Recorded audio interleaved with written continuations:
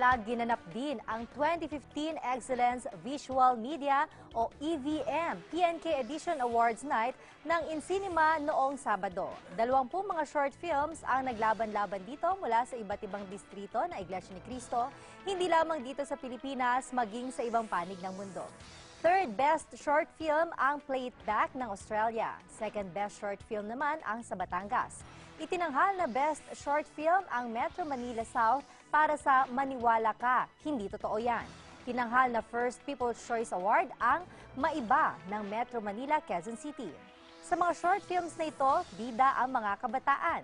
Ipinakikita dito ang iba't ibang mga moral lessons at magagandang asal na dapat taglayin ng bawat kabataan. Ang aktibidad na ito ay inilunsad ng pamamahala para makapagturo ng mga Christian values sa pamamagitan ng visual media.